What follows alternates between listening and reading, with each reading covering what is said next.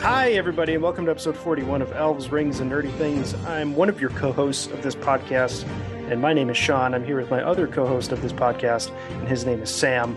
Sam, how are you on Monday? I'm missing the MLB Home Run Derby to record this podcast. Would you watch that? Oh, it's in Seattle. Oh, nice. Yeah, it's in Seattle, and Julio Rodriguez is hitting in it. I have no idea how he's doing, but yeah. Okay, well, I am missing the dishes to record this podcast, but I think they will still be there when we wrap up, so no worries. Well, I'm sure they will. Yeah, Haley got a job to do. Haley doesn't do the dishes. Just kidding, she's taking care of our child. All right, so we are here to talk about The Witcher Season 3, Episode 2. Indubitably. I have a feeling that the first two episodes of the season so far have pretty much just been course correcting. Yep. For season 2. And I watched ahead. Initially I was going to just watch every episode as we record them and then get to episode 5 when we get to it. But I admit I watched ahead to episode 3. Oh boy. And episode 3 is where it kind of like finally gets back to the plot of the books. Okay. And at this point I'm kind of like, where has this been this whole time? Yeah. Why didn't we have this from the beginning of season 2? Because if you take the first 2 episodes of season 3 to just like fix your mistakes from season 2, and now we're almost done with, like, we're halfway pretty much with season 3. And I just look at it and I go, what could have been, Sam? What could have been?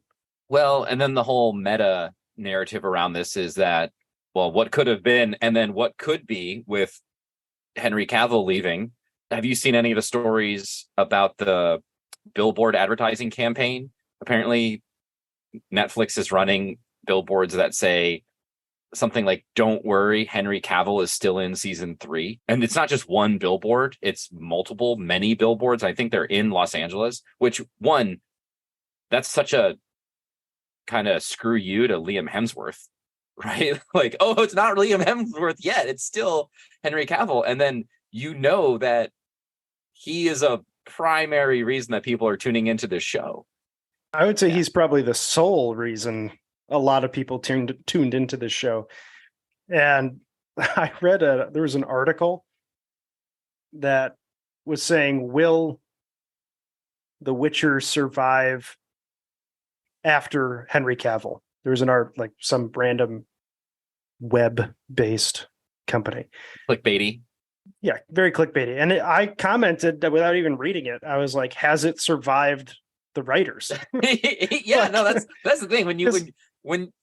When this series ends, either after this season prematurely. I mean, unlike Rings of Power, which we haven't talked about in a while, this season or this series gets renewed one season at a time.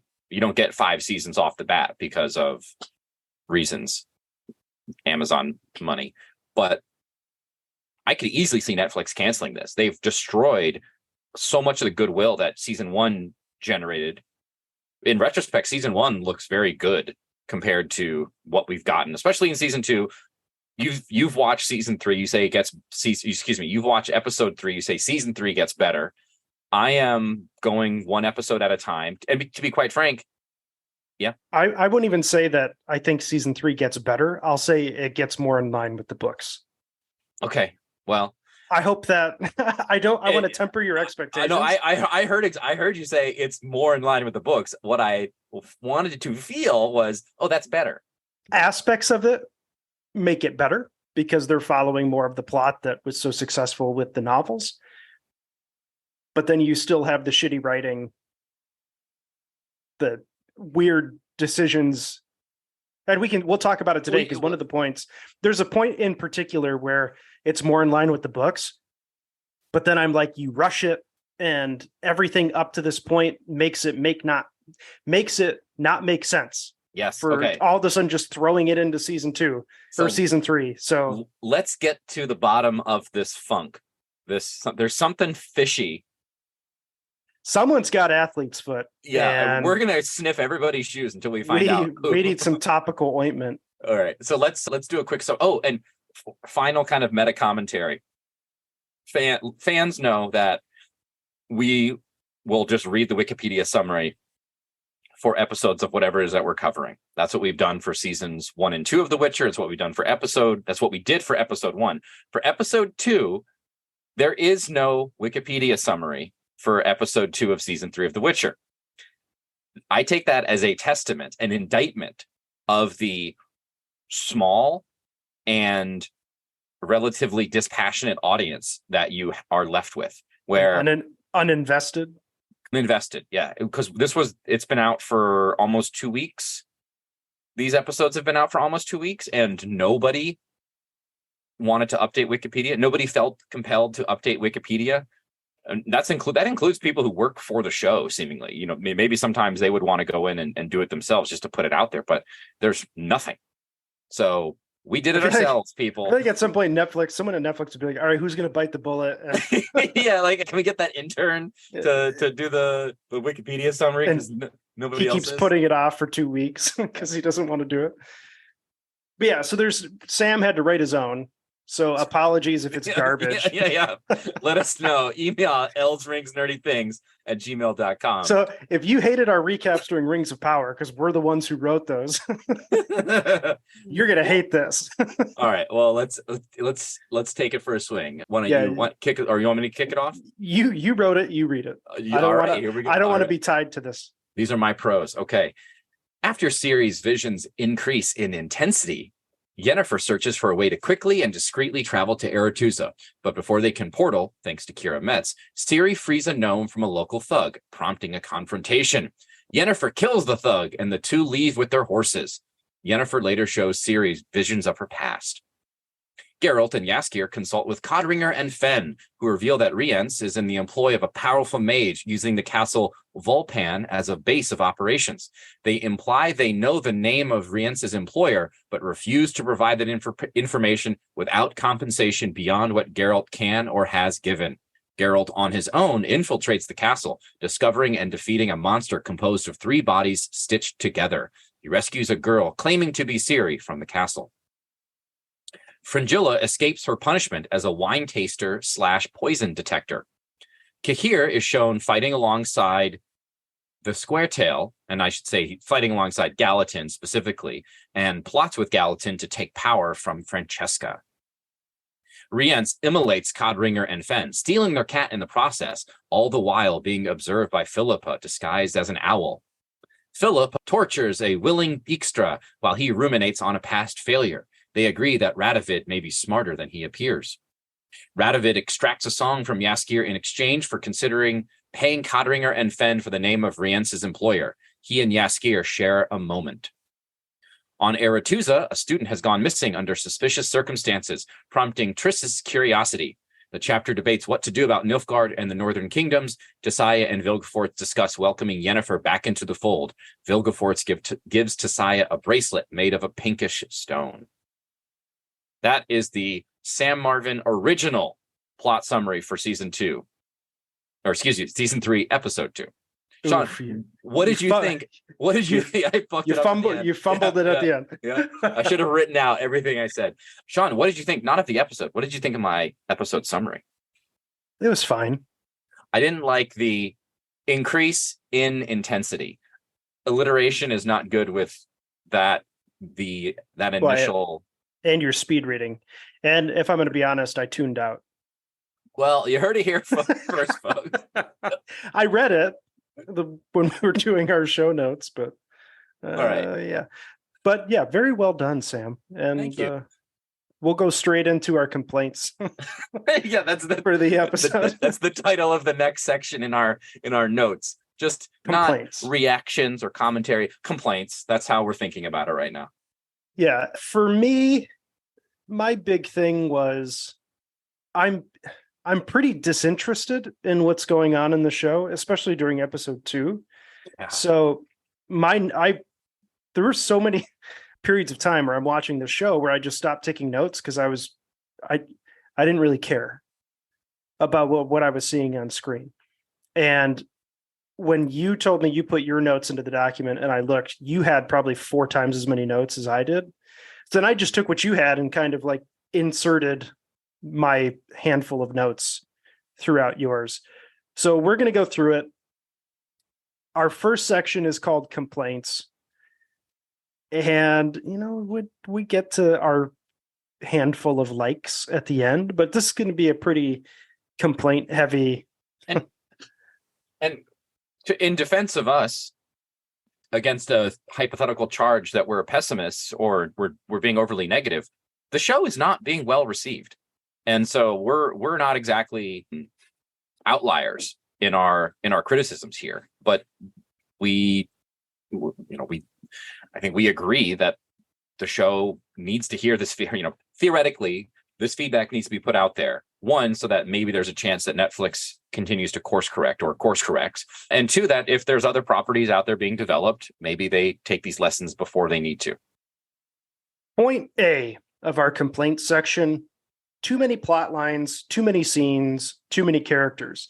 This was one of our complaints from episode 1 as well. And you did a very good job of kind of listing out all of the different characters and subplots within this episode. Now I'm going to go through and read them, and then I want you to just talk about the handful that you find the most problematic. Okay. So first we have Geralt and Jaskier. We have Yennefer and Ciri, Dijkstra, Philippa, and Vizimir, Radovid and Jaskier, Tissaia and Triss, Tissaia and Vilgefortz and all of the other chapter members, Rience, Codringer, and Fen, Gallatin and Cahir. There's a weird scene with Emir and a dwarf. Fringilla drinking wine. We finally see Vizimir's queen for the first time. And then mentioned Hoganavel and Bonnart, Leo Bonnart, for some reason. Yeah, and I went back, and my approach to the episode summary was just to give each plot thread its own paragraph. And there were 8 different paragraphs of scenes or plot lines worth summarizing. I didn't even summarize the conversation between Emir and the dwarf Smith. Didn't talk about the scene at the end, the banquet scene with Vizimir and all the members of the royal household, I guess. But this is, to your point of you're not really following along. It is hard to follow. This is a ton of characters, and you never really get enough time with any one of them to get a deeper understanding of what they're doing, with maybe one exception. And for me, this was a highlight of the show so far, which is Radovid and his scenes. He's actually an interesting character. I think he's acted very well. The writing there is not bad. But the show is called The Witcher. It's not called Radovid and his cool cats hang out in Redania. So every one of these plot lines and all of these characters detract from the central drama of the story, which is Geralt and Ciri primarily. But if we want to at least give the relationship of Geralt, Yennefer, and Ciri kind of the central stage, all of the time spent elsewhere is not time wasted, but a lot of it is it's not wholly wasted, but a lot of it is. And we didn't even get a scene with Francesca. And they mentioned Istrid, and I'm assuming he's going to make an appearance again because it seems like he's also searching for Ciri for whatever reason. And so there's just one more thing to layer on to an already very bloated show where you don't get any time to appreciate the relationship. And I think episode 2 was pretty bad. Episode 1, where it really hurt, was that you didn't believe, or at least I didn't believe, the Yennefer and Geralt had repaired their relationship to the point necessary. Anyway, that's kind of my overall thoughts around just too many plots, too many different scenes, too many characters floating around having screen time. And then name dropping for no reason. Like the Huganavel and Leo Bonnart being cousins. In the books, that whole plot, like Leo Bonnart comes in a little bit earlier because he's hunting Ciri. But the Huganavel, that's not even till like Tower of the Swallow Like we're talking book 3, 4. So to like reference this guy for no reason. Well, I guess to me, it's just like, it serves the purpose of Kira Metz jumping through the portal and leaving, and then forcing Yennefer and Ciri to find a different route, which they were already doing anyway. So to me, I'm just like, what's the point? To introduce Kira Metz? I don't know. That was one of the things that drove me, that really grated on my nerves with this episode, is it was just almost the final insult to injury in that whole Ciri and Yennefer series of scenes, where you don't know where they are. You're getting background conversation around, what was it, Kaidwin and Aedirn and all of this, but you don't know if they're in Redania and we're talking about these two other kingdoms, or you're in one of those kingdoms and you're talking about a conflict, or you're in a third kingdom and those two kingdoms are also in conflict. The failure to properly set the table when it comes to the political context in which we're operating has all of these negative consequences down the road, to the point where at any given point, you don't know who the character should be worried about, right? Like we were, Hugenovel and Leo Bonhart were mentioned after Yen and Ciri already left, right? I think the name Hugenovel was dropped by Kira right before she jumped through the portal, but you had no fucking idea who that person is. And yeah, she literally goes, she just says, "Don't you realize who that was? That was a henchman for Hugenovel. It was one of Hugenovel's men." And Yennefer doesn't know who that is. Ciri doesn't know who that is. And the audience doesn't know who it is. Yeah. If you've never read the books, you have no idea. Exactly. So it's just like, I guess he's a bad guy. And then they don't reference him again. And they just leave. And he could be a crime lord, right? He could be a military guy. He could be the local lord. He could be a merchant. It could be any variety of potentially threatening, but maybe also a winnable ally. Are we going to have a conflict? It's just, and then the show does fan service so terribly. it's fan disservice. Well, because it's one thing, and people complain about other properties where like they will drop a name on something, but then it really doesn't matter, because they'll be like, "Oh, this planet, we're going here," or "They're going there," and they'll name a planet, and all the fans are like, "Oh my God, they named this planet that's in this episode of," but it has no impact on the plot or anything. When you have a moment like this, it's impactful. It should be impactful to the story, because it's forcing them to flee a situation, and it's directly affecting the characters. And it's supposed to further the plot, because it's not allowing them to go through a portal for some reason. Like they can't just go with Kira Metz. It made no sense to me. Yeah. But they drop a name and then that's it. And then if you've read the books, there's so much meaning behind it. But those moments where it's fan service, it shouldn't have a huge impact on the story, at least of the story that you're telling. And if it is going to have a big impact on the story, then that should reflect in your episode. It's not like a throwaway. You know what I mean? Yeah. I'm starting to ramble a little bit. But... No, it's okay, because it's something that is core to the show. And I think now I'm at the point where there are spots elsewhere in our notes for this episode where it's just my frustration with the writers is very hard to repress, because they don't understand how to set up and then pay off things, which is a fundamental aspect of writing. You don't know the stakes of encounters. You don't know where people are. You don't know why characters are motivated to do certain things. And so the result, and you said losing interest. It's like, it's a confusing show to watch. It's extra confusing as a book reader, because you're getting names, right? But you're not getting them in the proper context, and you know that they're not doing justice to the actual book. So then it's just even more confusing, because you have to kind of untangle these threads that they've mashed together. Mm-hmm. So I have resisted the urge to turn this into this is how Sam would write the Witcher thing, which I texted you about separately, which I might actually try to do just as like a creative exercise. But you would begin with establishing shots of, here's the city, it's Gorsvalen or wherever. As they're walking into the city, Yennefer will say, Ciri, you have to be on your guard. The local lord Huganovel doesn't accept any pickpocketing or whatever it is. So then when Ciri makes a childish mistake, acting out her sense of righteousness and justice, we understand that that has consequences. As it was, like, they freed the gnome. Okay, so you moved on to the next section. I've moved on. Our next section is called Failure of World Building, and you've already mentioned the first point. More kingdoms referenced without a map. And we've mentioned in the past, this is you have Game of Thrones doing it really well. Their whole intro scene is a giant map of their world that they're in. So every episode are seeing where everything is. Lord of the Rings does it phenomenally with map use in the movies, where you can actually see where they are as they're traveling. And this show doesn't do that at all. And it would be so easy to do that.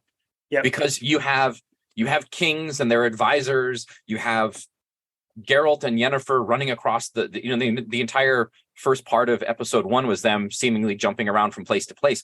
They could have a scene where they look at a map and Geralt can go, oh, they're figuring out where they're going to travel to next. Well, I know Yarpen Zigrin winters in this valley up here. Maybe we could try that. And then you at least have a sense of where they are in relation to these other important locations. But there's never any establishment happening whatsoever. Likewise, with the whole hanging of the prisoners thing is so cheap, because it's like they're kind of trying to be hardcore with, oh, we're not afraid to show, dead people hanging. But they do such a terrible job of using shock, and this is another thing there's another scene where this is important, of using shock to convey information and get attention, because it's just done in a confusing manner. Like, if you want to do that well, you would have somebody come up and say, in the name of King Vizimir of Redania, I sentence you to death, spies for, the traitorous kingdoms of blah, blah, blah, and blah, blah, blah. Because they do that. They say, this is the third Aedirnian spy we've hung.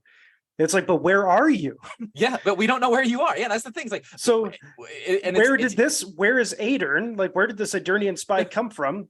And what is he trying to find out about your little shitty town that you're in? Yeah. And the thing is, and this might be overly nitpicky just to the way I process information, but fantasy names with a lot of diphthongs and strange consonant orders and things like that are confusing to remember if you don't have something to associate with them. So like in a book, if I'm reading The Witcher and I read Aedirn or Temeria or whatever it is, I can attach my understanding of that concept to the way that the word actually looks. It's a lot harder to do that with sounds. And so that's why a map would be so helpful, is because you can instantly remember in an actual space how these things relate to each other.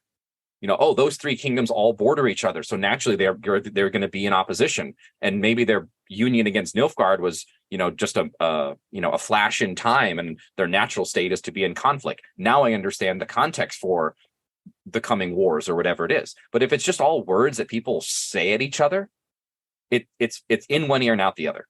It's not impactful. Yeah. Subpoint C in our complaints: far too many nonsensical decisions and dialogue, aka the characters are only as smart as the writers. Nice little dig by you. Hey, it's true.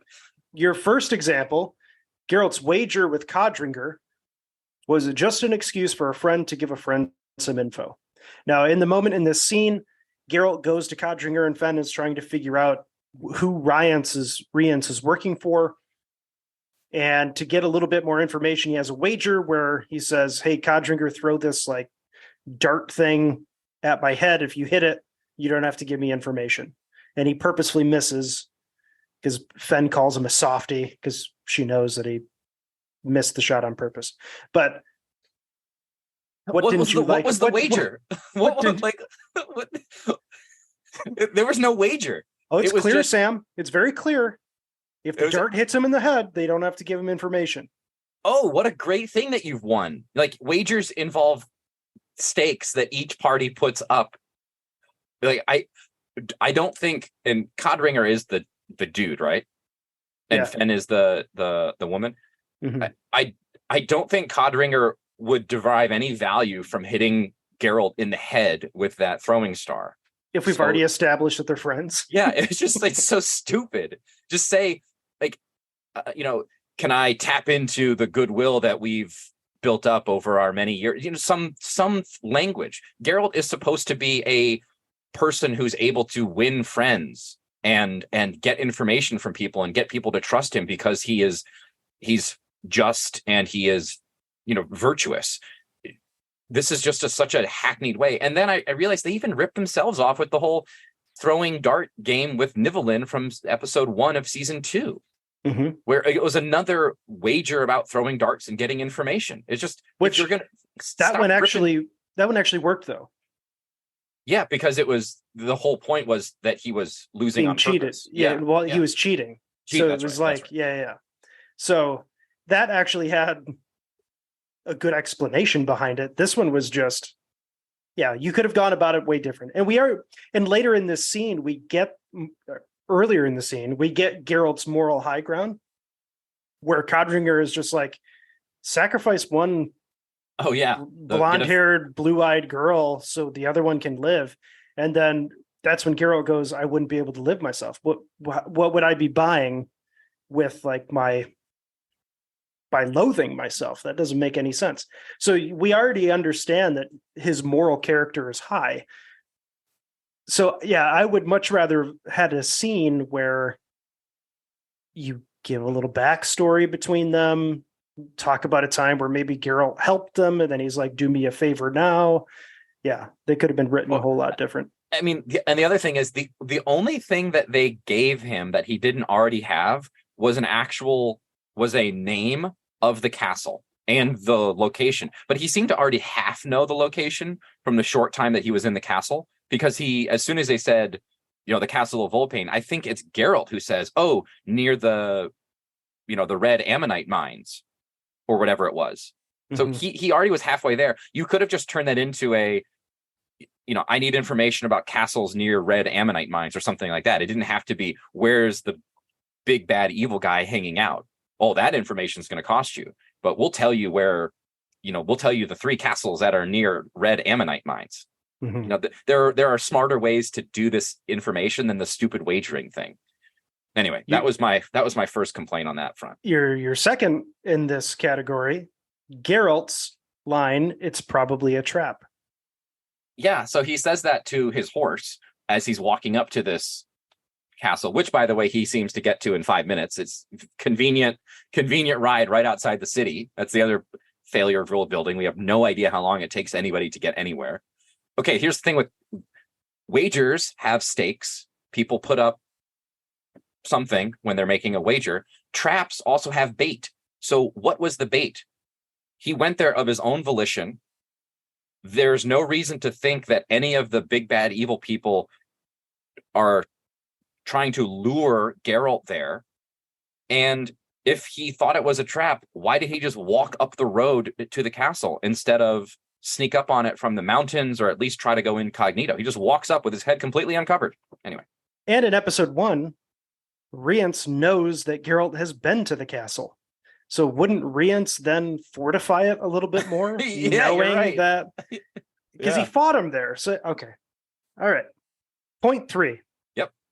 Geralt just leaving the castle instead of checking that the girl was okay before continuing to investigate. Because if you were following along in the episode, all of a sudden he's like probably a league or so away from the castle by some creek, and then he wakes her up. Yep. He's far enough away to say you're safe. And the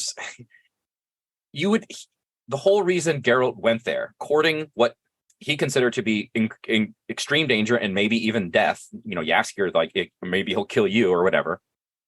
The whole reason he went there into the jaws of this trap was to kill Rience, to protect his adoptive daughter. I understand he has the urge to protect the innocent, and that's the explanation for why he left the castle. But you think that once he neutralized the monster and he saw that the girl was alive and relatively uninjured, that he could have said, follow that tunnel and run away as far as you can, or wait here, I'll be back, or anything. You think he would have at least tried to continue investigating to kill Rience, which is the whole reason that he went to the castle in the first place. And this is something that is a complete invention of the writers. This isn't from the book. And it didn't need to happen because it makes your character look like he's unmotivated. And we've already struggled with characterization for Geralt a little bit, and this didn't help. Next. Yen killing the thug. Oh my God.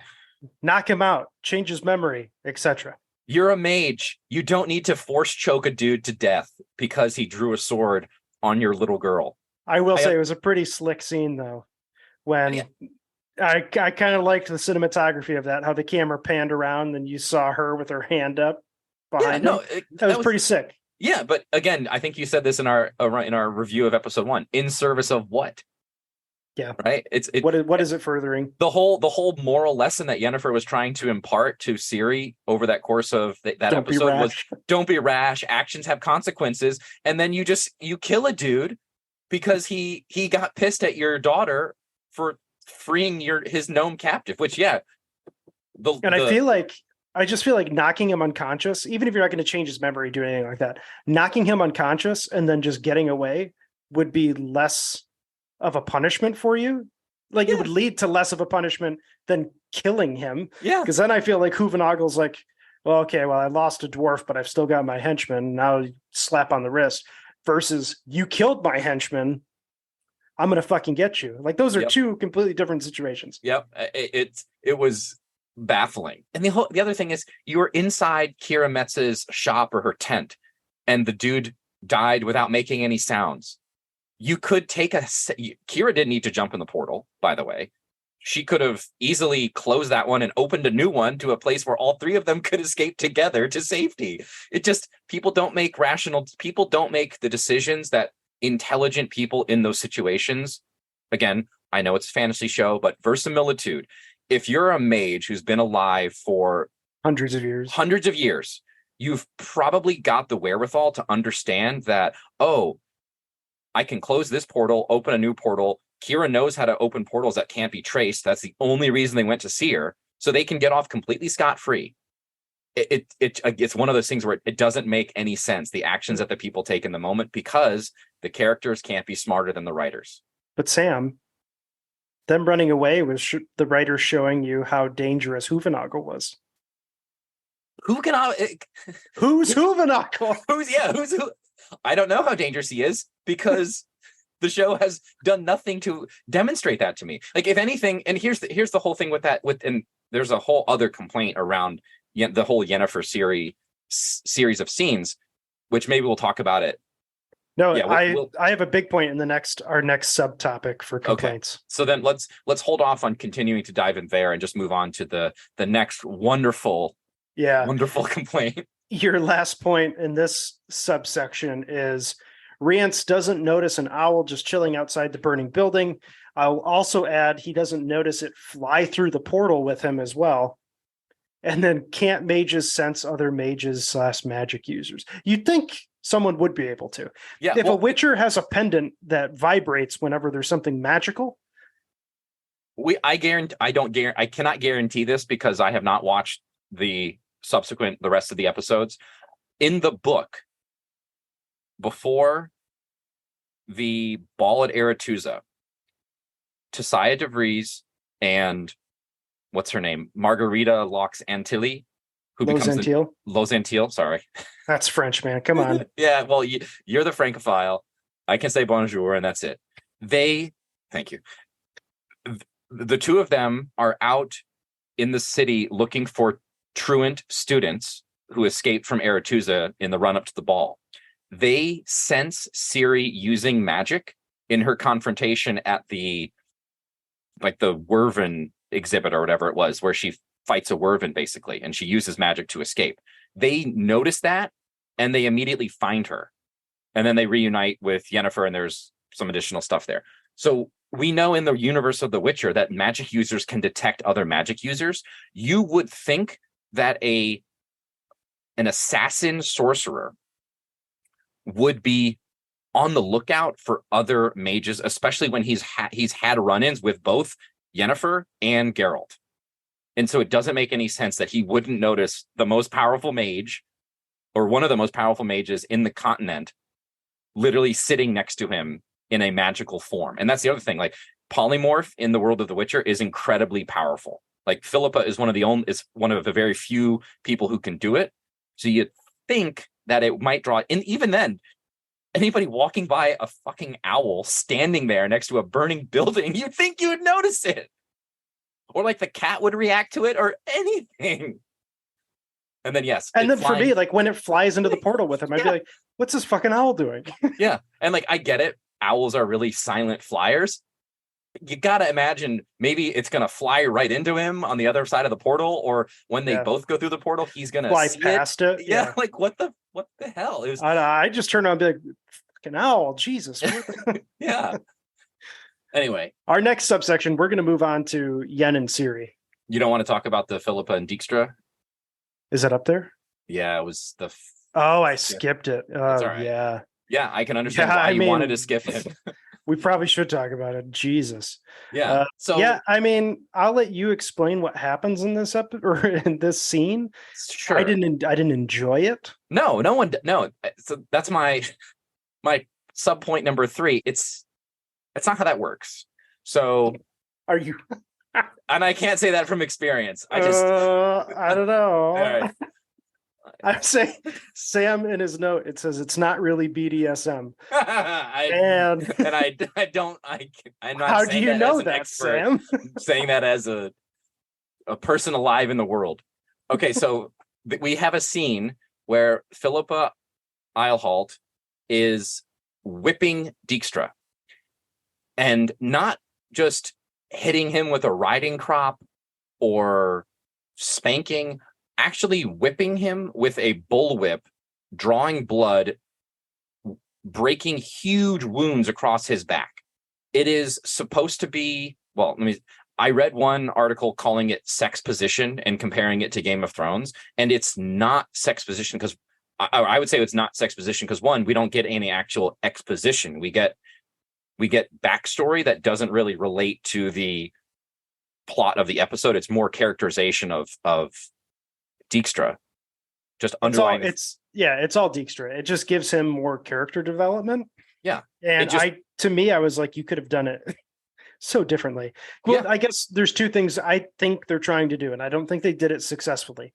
They're trying to further Dijkstra's character, because there's the whole conversation of, did you enjoy your first kill? And he goes, no, it made me angry. I thought we could have turned her. So it's showing that he's much more intelligent in his spy mastering, and he's not looking for murder and being evil for evil's sake. There's like a method to his madness. And it's trying to further that by developing him a little bit more.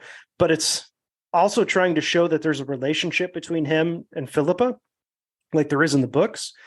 And they haven't really done much in terms of like showing that there's a relationship there throughout the first 2 episodes until this scene where she's whipping him, and like, as you say, a not really BDSM moment.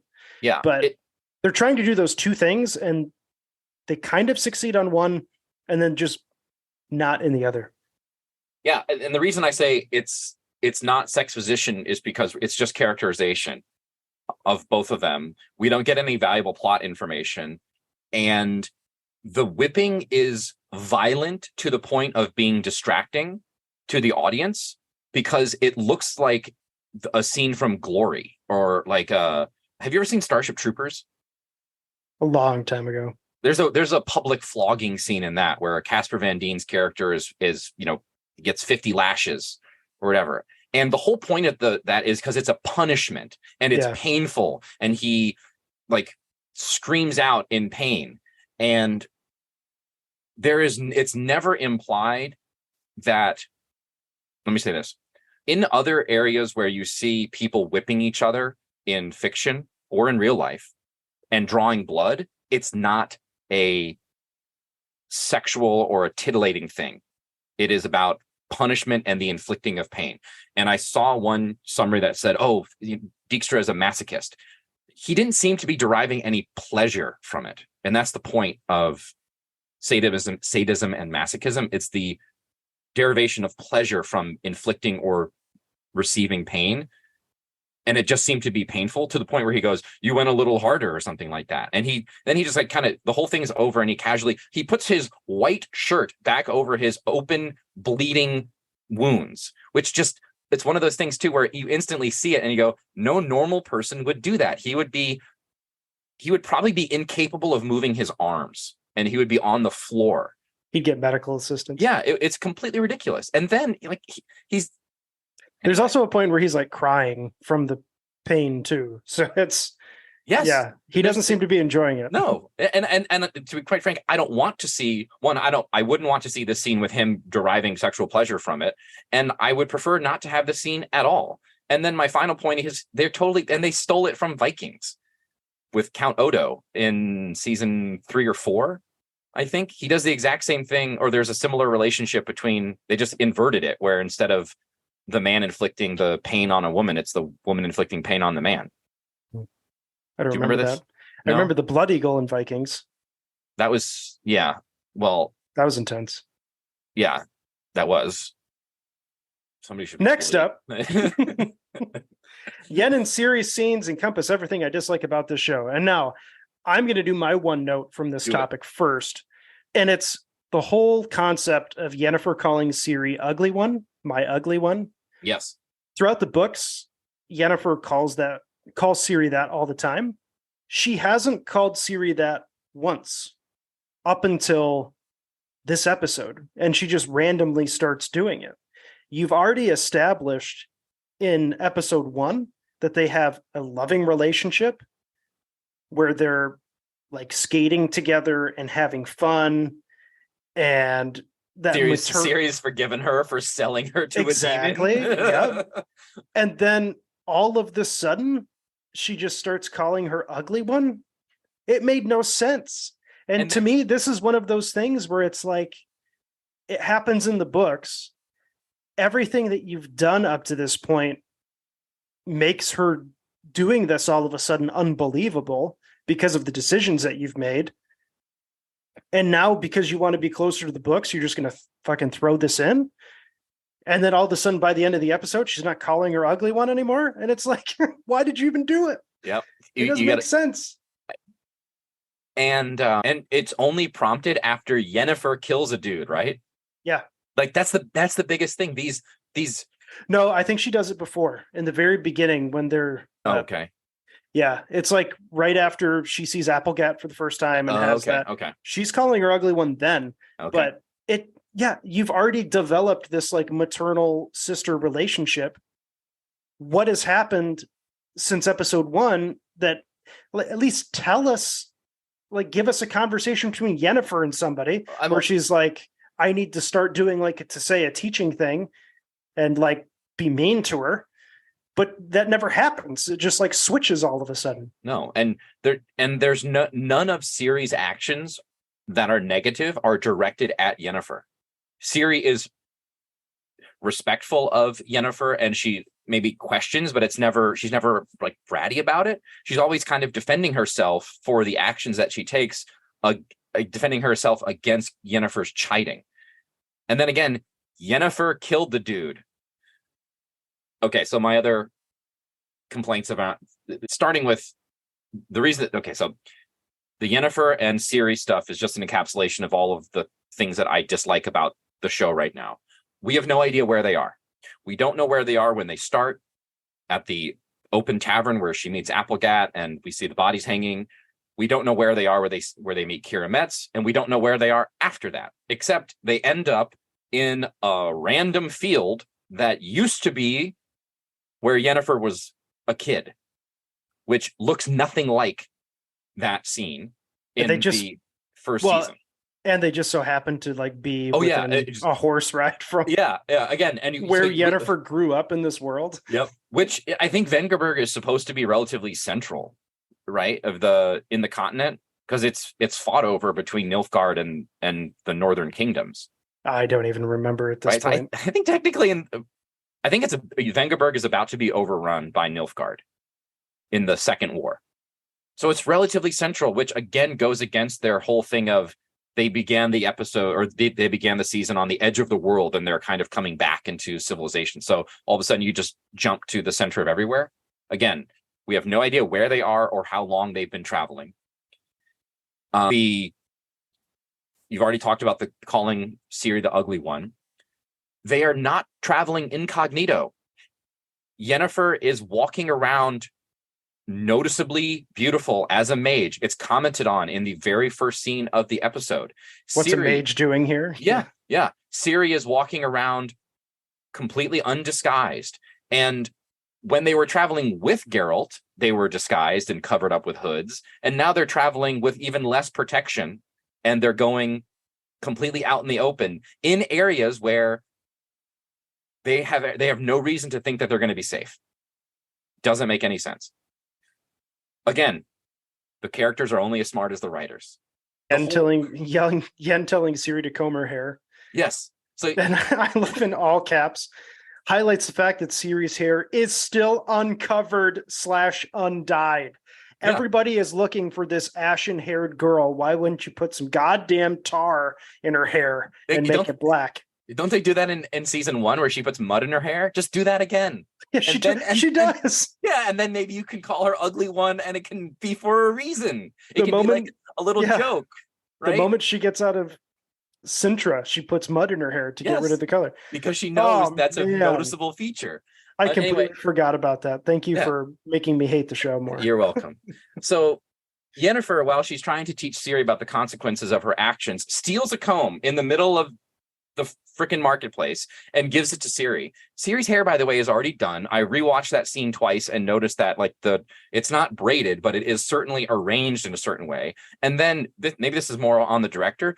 Ciri just kind of half-heartedly combs the really end of her hair, just the end strands. Mm-hmm. So then Yen comes off like a total jerk when she tells her to comb her hair for seemingly no reason. But then the other thing that really gets me going, and this relates to the whole, I'm going to really try not to just rewrite this in my mind. What a great opportunity it would be for a moment demonstrating their relationship where maybe after a long day of travel, Yennefer combs Ciri's hair and uses that opportunity to impart some lesson to her. And you can see their relationship. You can see that Yennefer is taking on a motherly role, that Ciri is reciprocating, and that she listens to Yennefer, and it can highlight the fact that they're all that they have because it's just the two of them, and they're sitting in front of the fire in the woods, and she's combing her hair. How easy would that have been to do? And instead, we get this nonsensical exchange.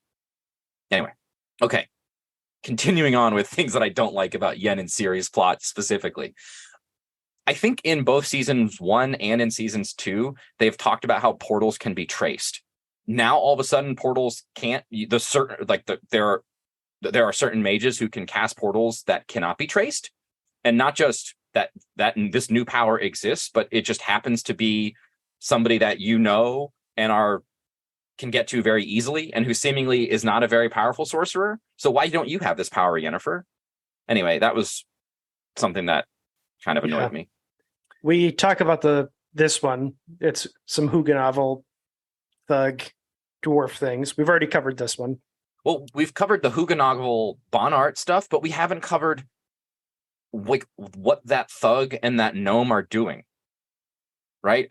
You and I know from being book readers that there's a lot of animosity and there's violence against non-humans, and we get that with elves in season 2, but we get a little bit of mistreatment of a gnome in season 1, but we have no context for the Northern Kingdoms have stepped up their persecution of non-humans to the point where it is worth paying a mage to open a portal to take a gnome somewhere else so that they can be brutalized.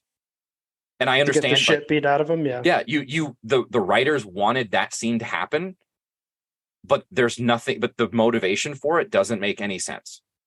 Yeah. And then the final thing, you mentioned this, they happen to be just down the trail from Yennefer's childhood home, which is now completely abandoned. it used to be a farm. There used to be buildings and a fence and a road. I'm sure that there were other nearby farms, and now there's nothing. It's an empty field. And like, did Yennefer need to be at that location to give Ciri those flashbacks of her own experience? Because they weren't all connected to that location. There were a lot of those things that we see in flashbacks come from her time on Aretuza. And then, like, if you want to do that, give us a little CGI fade out where it turns from nighttime in an empty field to like daytime on the day that Tissaia comes and buys Yennefer. And, Ciri can be there looking at these things happening, similar to what happened to her in season 2 when she was kind of in that mind palace, or like what happens with Bran in Game of Thrones, where he like projects himself into the past. Anyway, those are all my complaints. I should say some of my complaints around Yen and Ciri. Rant over. And now we're on to our assorted complaints. These are miscellaneous complaints that didn't fit into any of the above subcategories. We'll start with Radovid's guest / friends pawing and touching Jaskier after his performance. What didn't you like about that? It was just so weird. And the expression on the guy who touches him is so weird. I think I'll just chalk it up to bad acting, but they're trying to further how weird Radovid and his friends are. But again, like what purpose does that serve? Yeah, I mean, I was waiting for them to do the like pansexual orgy, which I've only seen the first 2 episodes, so maybe that happens later on in the season. But those are the strong vibes I was getting. Or maybe it happened behind the scenes in that episode. After Jaskier leaves. Yeah. Vilgefort's gift to Tissaia, overtly subtle, will be noticed by Geralt. Oh, so you have read, or no? I watched just further. I call this is ham-fisted because it's incredibly obvious what is happening here. So I know that Geralt is going to see that on Tissaia's wrist at the ball, and maybe it'll be a slight red herring, or it'll prompt a line of questioning. And if I'm wrong, I'm wrong. That's fine. But it's just the type this is you guessing. Okay. I'm guessing. Yeah, I'm guessing. But it's a great example of, oh, we're gonna do show, don't tell, but then you show so obviously that it's ham-fisted again. So they go out of their way to blur the background, the characters in the background, and focus on this bracelet. The characters don't talk about the materials or where it came from or anything like that, which I don't know about you. I'm assuming you've given Carly pieces of jewelry in the past. There's usually some sort of comment about, oh, why? Where did it come from? Blah, blah, blah. Could be blood diamond. Yeah, I murdered a gnome for it. Anyway, so I'm kidding. I don't buy. All of Sean's jewelry is conflict free. People can be assured of that. Yeah. So anyway, this was not nearly the worst thing that happened this episode, but it still was it's like just so obvious. And I think that's the problem, is the writers can't do subtlety. Anyway, okay. Moving on to Emir. His whole brief scene with the dwarf who makes Mahakam steel swords. Emir's guard's helmet doesn't fit. The neck is completely unprotected, and the double chin is obvious. So, and that's in the middle of the scene of Emir like telling a story and balancing telling a dumb and, story. Yeah. And can I just say, if I hear another reference to this goddamn usurper who they have given no backstory to and have not shown us anything about him, I don't care. It means nothing to me. Every time they talk about Emir, I took down the usurper with this sword, I'm like, it doesn't mean anything to me. So why are we still talking about it? Yeah. Why this scene? This scene does nothing to advance the plot. We don't know, like, why does Emir need a sword? Is he going to start fighting? Why did this happen now? It doesn't tie into anything else that happens in this episode, and it's just dumb. No, who's going to trade a pair of boots for a sword? Like, what in the book, a Mahakam steel sword is established as being very valuable because it is sharp and strong and magical, right? I think they're magical to a certain extent. Yeah. So it's like what's the steel in Game of Thrones? The Valyrian steel. It's like Valyrian steel. Yeah. So it's like, so a pair of used boots is worth a magic sword. Like, what sort of Jack and the Beanstalk trade is that? Anyway. And then the whole thing happens in a completely erroneous scene. Again, and this goes to just the overall quality of the show. You couldn't find somebody who fit the armor that you had for Amir's guard. That person is obviously like didn't belong in that scene. Anyway, there's that. Maybe that scene was used to establish the fact that Amir drinks wine, which connects to the other useless plot line of this episode. Yeah, which we haven't even mentioned, and I think that's okay. Things that I can barely follow because I don't care. Stregobor's position on what the chapter/brotherhood should do. Gallatin and Cahir. Yeah, I mean, wasn't Stregobor all about I don't care, let Nilfgaard take over? Wasn't that his big thing in season 1? He kind of led the opposition to Vilgefortz and everybody else who wanted to do something at Sodden. Yep. And didn't anyway. So now he's saying we need to put Triss back in Foltest Court. We need we got to unite the North against Nilfgaard.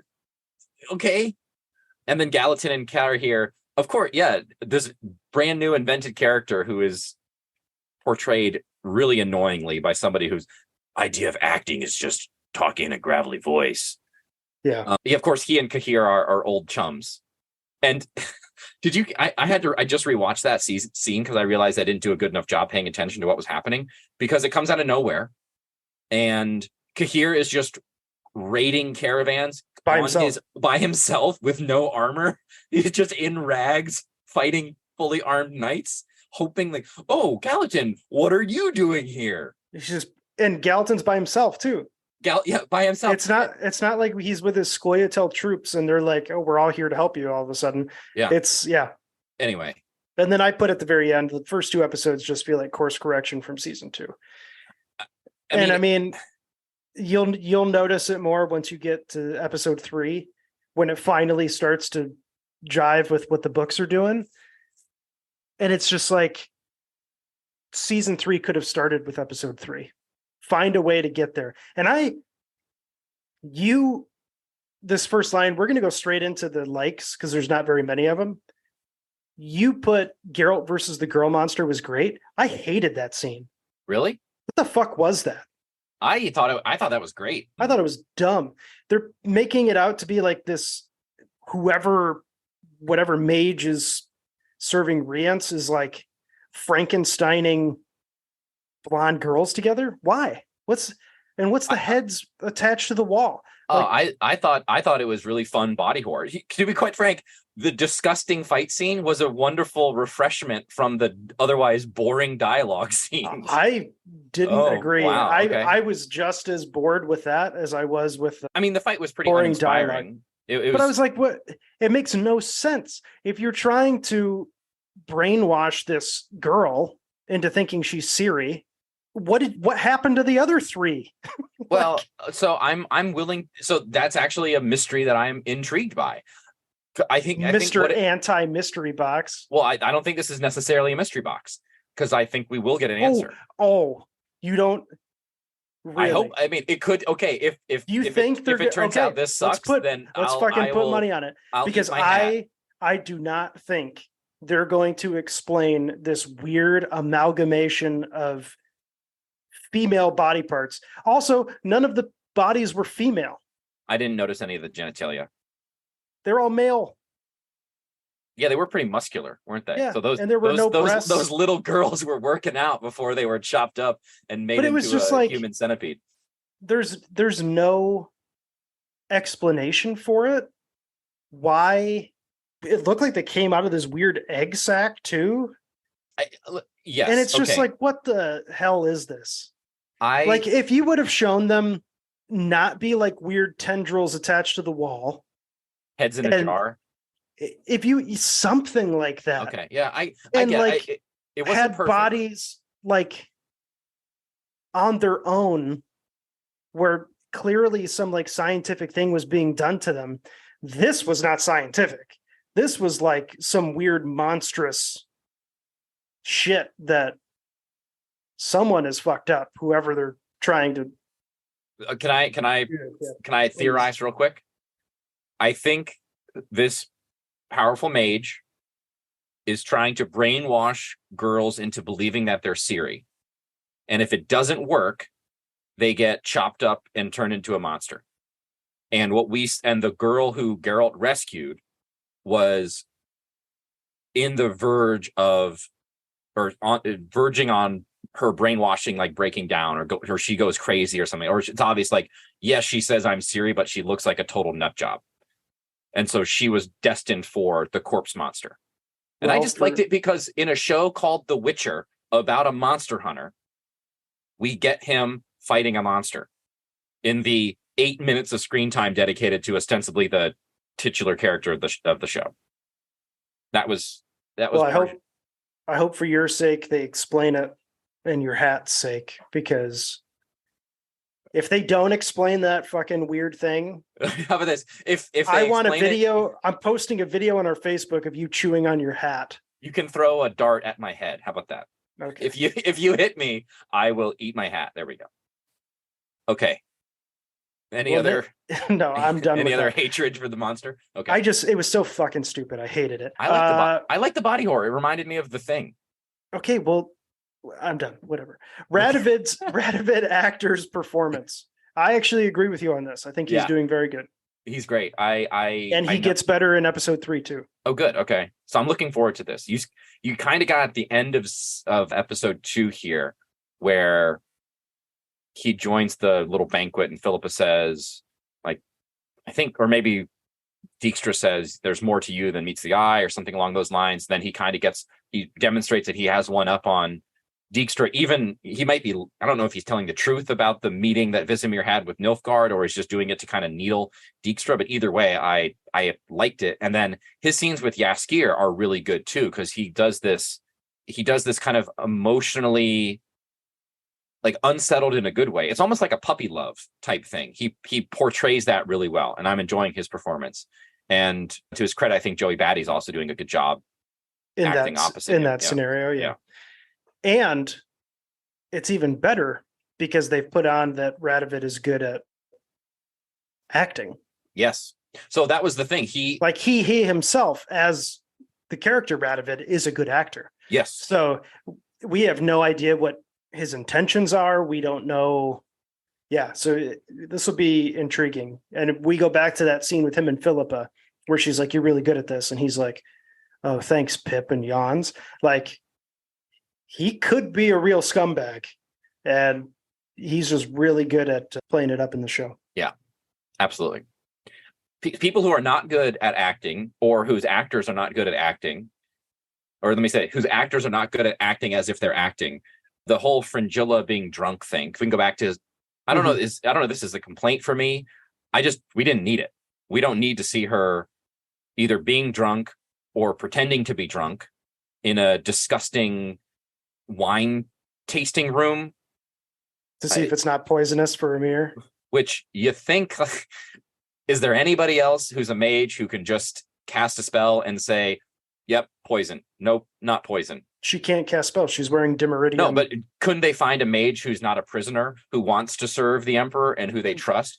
Nilfgaard doesn't usually like mages, and then especially after Fringilla, they're like really anti-mage now.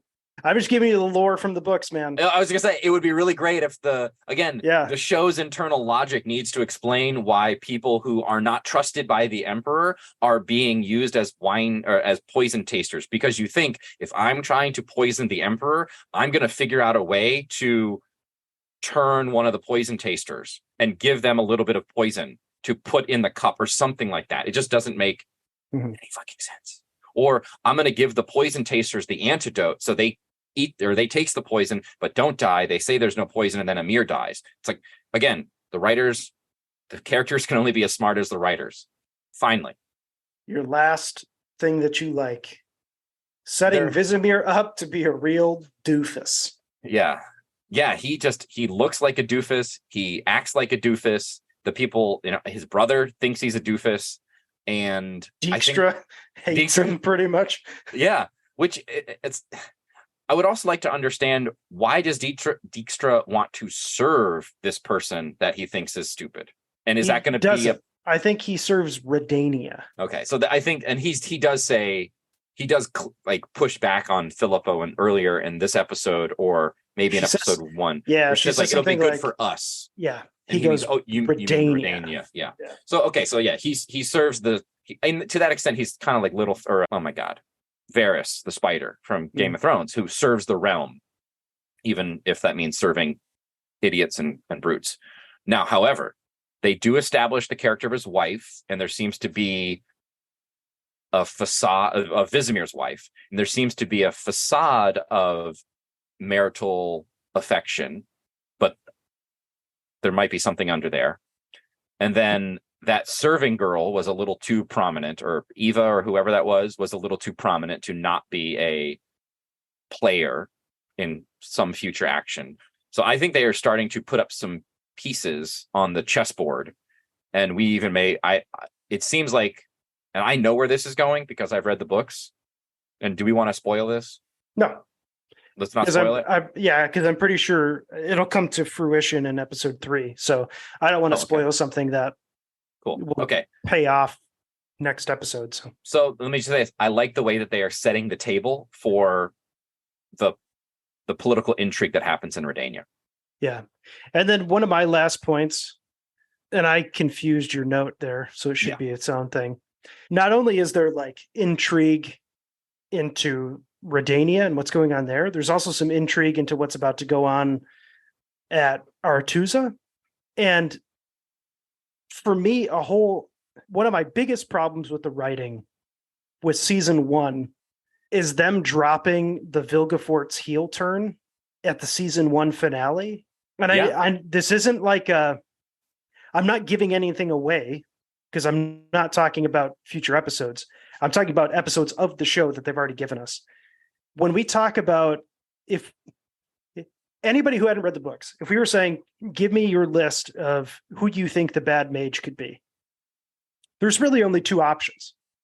It's either Stregobor, because we've had negative interactions with him in season 1 and season 2, and even the first part of season 3, and Geralt hates him.